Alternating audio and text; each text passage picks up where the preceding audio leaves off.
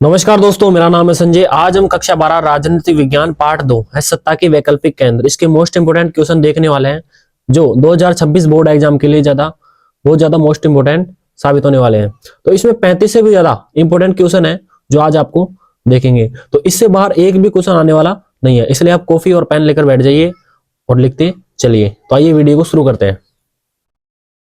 यदि आप चैनल पर नए हैं तो चैनल को सब्सक्राइब कर दीजिए और वीडियो को लाइक कर दीजिए और कमेंट करके बताइए आप ये वीडियो कहां से देख रहे हैं। तो आपका पहला प्रश्न है कि सत्ता का वैकल्पिक केंद्र क्या है। तो ये प्रश्न पहले एग्जाम में आए हुए हैं, वही क्वेश्चन मैंने उठाए हैं। तो सोवियत संघ के विघटन के बाद पूरी दुनिया में अमेरिका का वर्चस्व कायम हो गया। मतलब कि सन 1991 में जब सोवियत संघ का विघटन हो गया तो अमेरिका एक दुनिया में महाशक्ति के रूप में सामने आई। लेकिन इसी बीच कुछ देशों का उदय हुआ जिसमें एक था यूरोपीय संघ और दूसरा था आसियान। मतलब कि जब सोवियत संघ का विघटन हो गया, मतलब कि सोवियत संघ ये टूट गया तो अमेरिका महाशक्ति रह गई। तो फिर दो संघ और पैदा हुए, यूरोपीय संघ व आसियान। तो इनकी भी एक संभावना थी, यानी विकल्प के रूप में सामने आए। एक अमेरिका तो थी महाशक्ति, लेकिन ये दो, एक तो यूरोप आया और एक आसियान सामने आया। तो ये विकल्प थे, मतलब कि ये भी एक महाशक्ति के रूप में उभर सकते हैं आगे भविष्य में। अब दूसरा प्रश्न है कि प्रथम विश्व युद्ध कब से कब तक चला। तो प्रथम विश्व युद्ध चला था 1914 से 1918 तक। तीसरा प्रश्न है कि यूरोपीय संघ का 28वां देश कौन सा है। तो यूरोपीय संघ का 28वां देश है क्रोएशिया, जो शामिल हुआ कब 2013 में। मोस्ट इंपोर्टेंट क्वेश्चन है। ब्रिटेन यूरोपीय संघ से कब अलग हुआ। तो ब्रिटेन अलग हुआ था जनवरी 2020 में। जनवरी 2020 में यूरोपीय संघ से अलग हुआ था ब्रिटेन। अब आपका पांचवा प्रश्न है कि यूरोपीय संघ की स्थापना कब हुई। तो यूरोपीय संघ की स्थापना हुई थी जब सोवियत संघ का विघटन हो गया था ना। पहले प्रश्न है आपने देखा था कि सन 1991 के बाद, तो ये 1992 में हुआ था यूरोपीय संघ की स्थापना। maastricht संधि पर हस्ताक्षर करने के बाद यूरोपीय संघ की स्थापना हुई थी। अब आपका अगला प्रश्न है कि यूरोपीय संघ क्या है। तो ये प्रश्न में पूछा जाता है, शॉर्ट में पूछ ले, 2 नंबर में, 3 नंबर में। तो दूसरे विश्व युद्ध की समाप्ति के बाद, पहले तो दूसरा विश्व युद्ध समाप्त हो गया और फिर क्या चला, शीत युद्ध। और फिर शीत युद्ध की समाप्ति के बाद, यानी पहले दूसरा विश्व युद्ध समाप्त हो गया, फिर शीत युद्ध समाप्त हो गया। फिर सन 1992 में maastricht संधि के जरिए यूरोपीय संघ का गठन हुआ। यानी शीत युद्ध की समाप्ति कब हुई, 1991 में। जब सोवियत संघ का विघटन हो गया तो शीत युद्ध की समाप्ति भी हो गई। 1992 में maastricht संधि पर हस्ताक्षर के जरिए यूरोपीय संघ का गठन हुआ। यूरोपीय संघ 28 देशों का समूह है जो यूरोप के देशों की आर्थिक, राजनीतिक और सामाजिक विकास में सहायता करता है। सभी देश आपस में मिलकर कार्य या मदद करेंगे। यानी यूरोपीय संघ में कुल 28 देश है। जो ये देश यूरोपीय संघ में 28 देश है जो क्या है कि अपने एक दूसरे की आर्थिक मदद करेंगे, राजनीतिक मदद करेंगे और सामाजिक विकास करेंगे, यानी अपना खुद का सामाजिक विकास करेंगे। यानी 28 देश आपस में मिलकर अपना कार्य करेंगे, मिलजुल कर। अब आपका 7वां मोस्ट इंपोर्टेंट क्वेश्चन है कि maastricht संधि क्या है। तो सन 1991 में शीत युद्ध की समाप्ति के बाद यूरोप के देशों ने सन 1992 में maastricht संधि पर हस्ताक्षर करके यूरोपीय संघ की स्थापना की, जिसे maastricht संधि के नाम से जाना जाता है। यानी सन 1991 में शीत युद्ध की समाप्ति हो गई तो सोवियत संघ का विघटन भी हो गया। फिर जो यूरोप के देश थे उन्होंने क्या किया कि खुद का एक संघ बनाया, यूरोपीय संघ। तो सन 1992 में maastricht संधि पर हस्ताक्षर करके यूरोपीय संघ की स्थापना हुई, जिसे maastricht संधि के नाम से जाना जाता है। अब आपका 8वां प्रश्न है कि यूरोपीय संघ की स्थापना कब हुई। तो यूरोपीय संघ की स्थापना हुई थी सन 1992 में। यूरोपीय संघ की मुद्रा का क्या नाम है। तो यूरोपीय संघ की मुद्रा का नाम है यूरो। भारत की मुद्रा का नाम है रुपया। अमेरिका की मुद्रा का नाम है डॉलर और रूस की मुद्रा का नाम है रूबल। यूरोपीय संघ के क्या उद्देश्य है। तो यूरोपीय संघ के उद्देश्य पूछे जाते हैं एग्जाम में। तो सभी देश एक दूसरे की आर्थिक मदद करेंगे। यानी यूरोपीय संघ में जो 28 देश हैं वो सभी देश एक दूसरे की आर्थिक मदद करेंगे, इसका उद्देश्य ये था। यूरो मुद्रा को अपनाया जिससे सभी यूरोपीय देश अपना आर्थिक ढांचा मजबूत कर सके। मतलब इसको ऐसे समझो कि जैसे भारत है, यदि भारत अमेरिका में जाएगा तो अमेरिका में क्या लेकर जाएगा, रुपया। तो पहले अमेरिका में जाने से पहले रुपये को किस में कन्वर्ट करेगा, रुपये को कन्वर्ट करेगा डॉलर में, क्योंकि अमेरिका में डॉलर चलता है। तो उसी प्रकार जो 28 देश थे इन्होंने क्या किया, एक ही मुद्रा को अपनाया। यानी एक दूसरे देश में जाने के लिए अलग अलग मुद्रा को बदलना ना पड़े। यानी जब 28 देश है वो एक ही मुद्रा का उपयोग करें, वो थी यूरो मुद्रा। संकट के समय एक दूसरे का सहयोग करना, यानी संकट की जब भी कोई संकट आई ना 28 देशों में तो ये एक दूसरे का सहयोग करें। वीजा मुक्त आवागमन, यानी बिना किसी वीजा के एक दूसरे देश में आ जा सके। जो 28 देश है ये आपस में एक दूसरे देश में आ जा सके और व्यापार कर सके। अब 11वां मोस्ट इंपोर्टेंट क्वेश्चन है कि मार्शल योजना क्या है। तो सन 1948 में द्वितीय विश्व युद्ध के बाद अमेरिका ने पश्चिमी यूरोप के देशों की सहायता करने के लिए मार्शल योजना चलाई, जिसमें पश्चिमी यूरोपीय देशों की अर्थव्यवस्था सुधारना मार्शल योजना का उद्देश्य था। तो अब इसको ऐसे समझो जैसे कि ये क्या है, यूरोप है और ये अमेरिका और ये यूएसएसआर, यूएसए और यूरोप। तो यूरोप में एक जर्मनी है, तो जर्मनी की राजधानी है बर्लिन। तो बर्लिन जो पूर्वी दुनिया को पश्चिमी दुनिया से क्या करती थी, अलग करती थी। तो जो ये पश्चिमी दुनिया है, दूसरे विश्व युद्ध का जो पश्चिमी यूरोप है, तो इसकी सहायता की सन 1948 में, क्योंकि इनकी अर्थव्यवस्था पूरी तरह डगमगा गई। तो सन 1948 में वहां के नेता थे अमेरिका के मार्शल। तो मार्शल ने क्या किया कि जो पश्चिमी यूरोप है इसकी सहायता की, क्योंकि पश्चिमी यूरोप अमेरिका के अंडर में था और जो पूर्वी यूरोप था वो यूएसएसआर के अंडर में था। तो मार्शल ने क्या किया, सन 1948 में मार्शल योजना के तहत हमें पश्चिमी यूरोप की मदद की, जिसे मार्शल योजना के नाम से जाना जाता है। अब आपका मोस्ट इंपोर्टेंट क्वेश्चन है कि यूरोपीय इकोनॉमिक कम्युनिटी का गठन कब हुआ। तो यूरोपीय इकोनॉमिक कम्युनिटी का गठन हुआ था 1957 में, और यूरोपीय संघ का गठन हुआ था 1992 में। अब आपका प्रश्न है कि यूरोपीय संघ की विशेषताएं क्या है। यूरोपीय संघ की विशेषताएं 6 नंबर में पूछा जाता है, विशेषताएं व कमियां दोनों एक साथ ही पूछ सकता है या फिर विशेषताएं पूछ सकता है। तो यूरोपीय संघ का राजनीतिक और आर्थिक और सैन्य प्रभाव जबरदस्त है। तो यूरोपीय संघ का जो सैन्य प्रभाव, आर्थिक प्रभाव, राजनीतिक प्रभाव क्या है, जबरदस्त है। ये विशेषताएं है इसकी। यूरोपीय संघ का अपना झंडा, स्थापना दिवस और मुद्रा, यानी यूरोपीय संघ का खुद का झंडा है, स्थापना दिवस और खुद की पर्सनल मुद्रा है। 2016 में दुनिया की दूसरी सबसे बड़ी अर्थव्यवस्था थी, जिसकी जीडीपी 17,000 अरब डॉलर से भी ज्यादा थी 2016 में। यूरो अमेरिकी प्रभुत्व के लिए खतरा बन सकता है। अब देखो, यूरोप की मुद्रा का, जब भी यूरो आए तो इसका मतलब यह है कि यूरोप की मुद्रा का नाम लिया जा रहा है, यानी यूरोप की मुद्रा का नाम है यूरो। तो अमेरिकी प्रभुत्व, यानी अमेरिका में क्या चलता है, डॉलर। तो डॉलर पर खतरा बन सकता है आगे जाकर, यानी डॉलर से, यानी कि जैसे अमेरिका है तो अमेरिका में क्या है, डॉलर है। तो बहुत सारे देश है जिन्होंने डॉलर को अपना रखा है। तो उसी प्रकार यूरो है, यूरो मुद्रा। तो जिस देश में जितनी ज्यादा जिस देश की मुद्रा चलेगी तो उसका क्या होगा, प्रभुत्व होगा, उसको शक्तिशाली माना जाएगा। तो आगे जाकर यूरो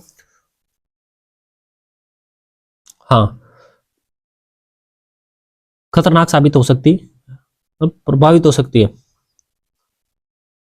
विश्व व्यापार में अमेरिका से 3 गुना ज्यादा है, यानी विश्व व्यापार में अमेरिका से 3 गुना ज्यादा है। यूरोपीय संघ के एक देश फ्रांस को वीटो पावर मिली हुई है, ये भी मोस्ट क्वेश्चन है। दुनिया की दूसरी सबसे बड़ी सेना है किसके पास, यूरोपीय संघ के पास। अब हमने देखी थी विशेषताएं, अब देखेंगे इसकी कमियां। तो 14वां प्रश्न है कि यूरोपीय संघ की कमियां क्या है। तो यूरोपीय संघ के कई देश एक दूसरे देश के खिलाफ हो जाते हैं। तो यूरोपीय संघ में कुल 28 देश है। तो एक दूसरे, यानी जरूरी नहीं है कि सभी 28 देश एक दूसरे के साथ मिलकर काम करें। बहुत सारे देश है जो एक दूसरे से चिढ़ते भी हैं। तो ये क्या है, 28 देश कभी कभी एक दूसरे से झगड़ा भी कर लेते हैं, वैसे नॉर्मल झगड़ा हो जाता है। डेनमार्क और स्वीडन ने मास्ट्रिक्ट संधि पर हस्ताक्षर करने से मना कर दिया तथा यूरो मुद्रा को भी विरोध का सामना करना पड़ा। तो यानी डेनमार्क और स्वीडन 2 देश हैं, तो इन्होंने क्या किया, मास्ट्रिक्ट संधि पर हस्ताक्षर करने से मना कर दिया और यूरो मुद्रा को अपनाने से मना कर दिया। ये दूसरी इसकी कमी है। यूरोपीय संघ से सन 2016 में ब्रिटेन बाहर हो गया, यानी ब्रिटेन से बाहर हो गया यूरोपीय संघ, ये भी इसकी कमी है। जब अमेरिका ने इराक पर आक्रमण किया तो इसका विरोध फ्रांस और जर्मनी ने किया। अब आपका यूरोपीय संघ में कई देश यूरो मुद्रा को नहीं मानते, ये भी इसकी कमी है।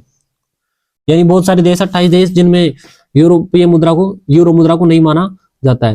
यानी जैसे भारत में रुपया चलता है, तो उसी प्रकार सभी देश क्या चाहते हैं, 28 देशों में से सभी देश है तो ये चाहते हैं कि हम अपनी खुद की मुद्रा बनाएं और खुद की मुद्रा का इस्तेमाल करें अपने देश में। तो बहुत सारे देश है जो यूरो मुद्रा को नहीं मानते हैं।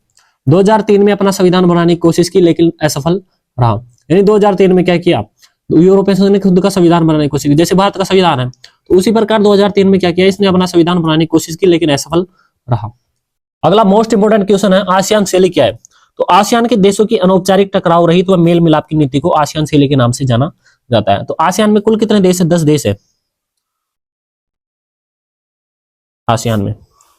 आसियान की स्थापना कैसे हुई, अब देखो आसियान की स्थापना कैसे हुई, कब हुई और स्थापना के समय कितने देश शामिल थे, ये क्वेश्चन मोस्ट है। तो सन 1967 में क्या हुआ कि 5 देशों ने मिलकर आसियान की स्थापना की। तो इसमें शामिल देश थे इंडोनेशिया, मलेशिया, फिलीपींस, सिंगापुर व थाईलैंड। तो इसकी ट्रिक भी है, इसकी ट्रिक है EMFST, ये इसका सूत्र है EMFST। तो इन्होंने क्या किया कि जैसे बैंकॉक घोषणा पत्र पर हस्ताक्षर करके आसियान की स्थापना की। तो थाईलैंड में एक जगह है बैंकॉक, तो बैंकॉक घोषणा पत्र पर हस्ताक्षर करके इन्होंने आसियान की स्थापना की, यानी आसियान संघ की स्थापना की, जिसमें 10 देश शामिल थे।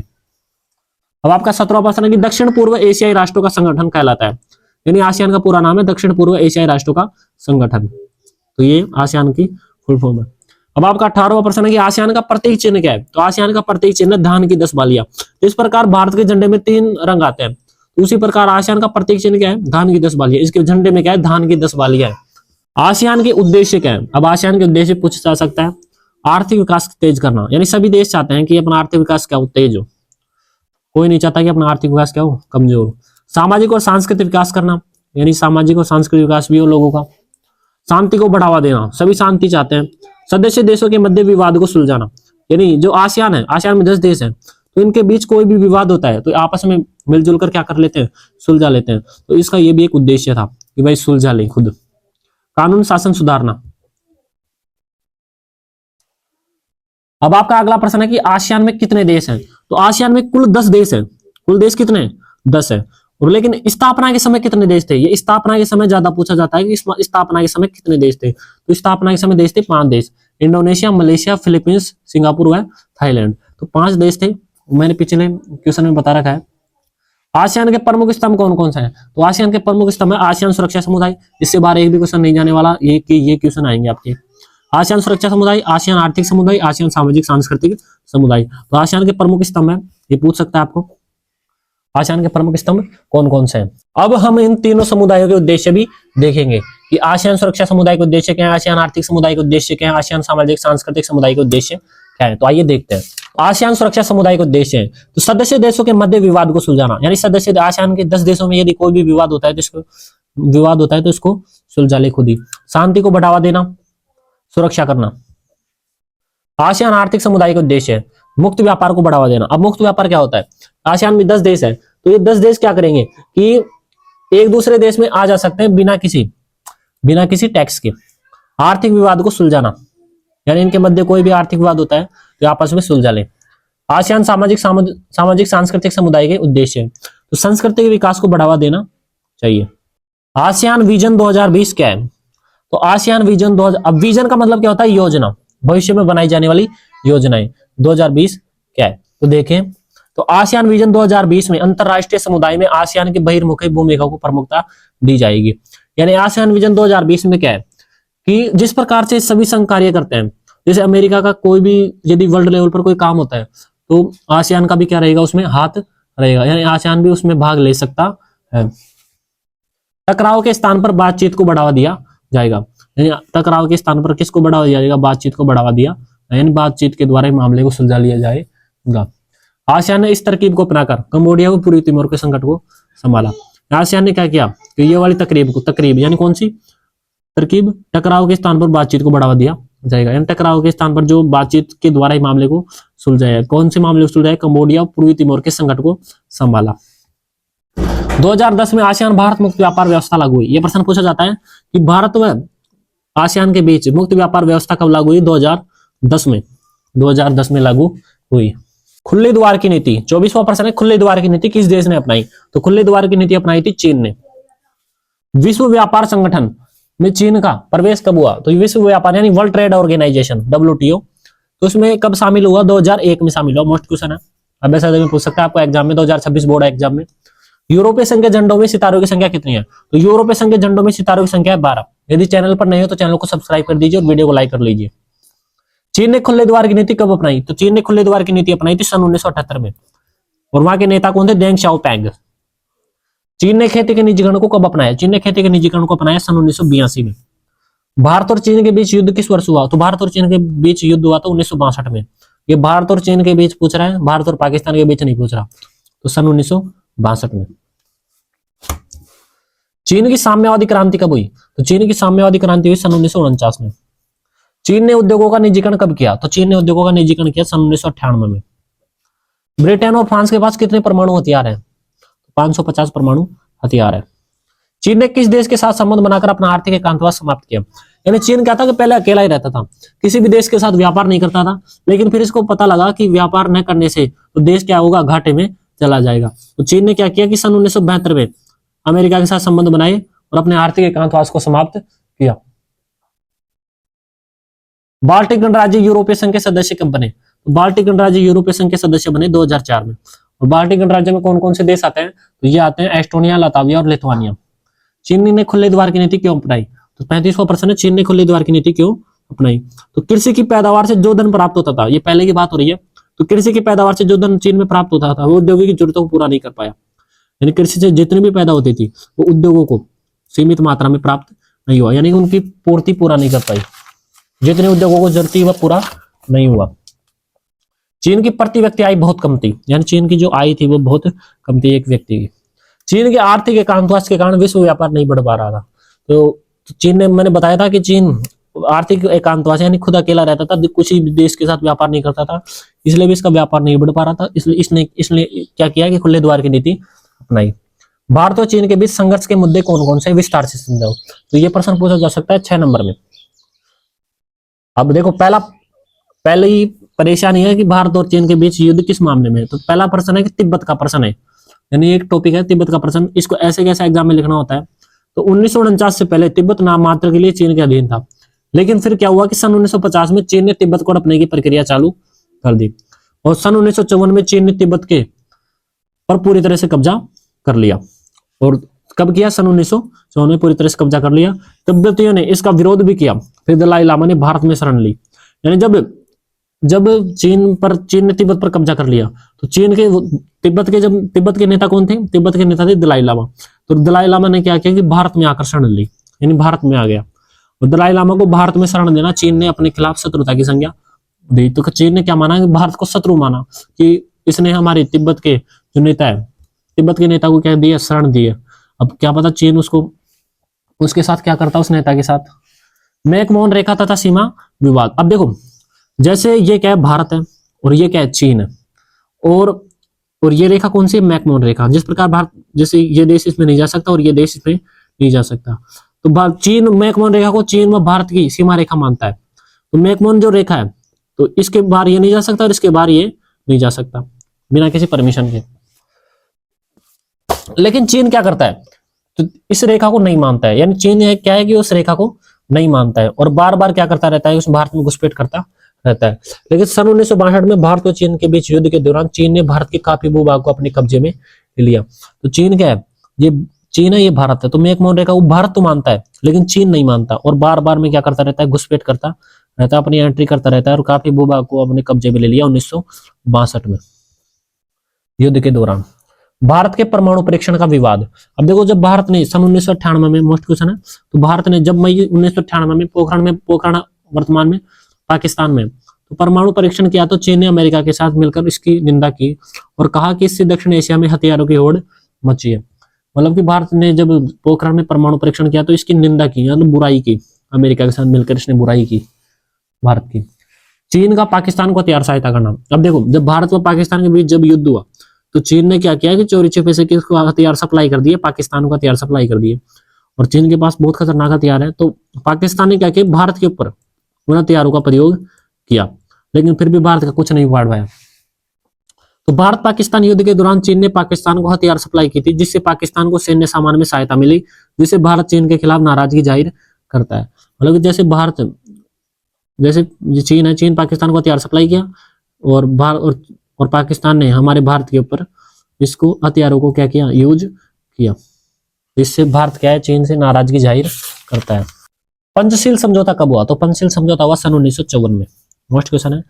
यदि आपको वीडियो पसंद आई हो तो लाइक करें और मेरे को कमेंट करके जरूर बताएं आप ये वीडियो कहाँ से देख रहे हैं, आपको वीडियो कैसी लगी और इसको नेक्स्ट पार्ट चाहिए या फिर और पार्ट भी चाहिए नहीं या नहीं, मेरे को कमेंट में जरूर बताएं। धन्यवाद।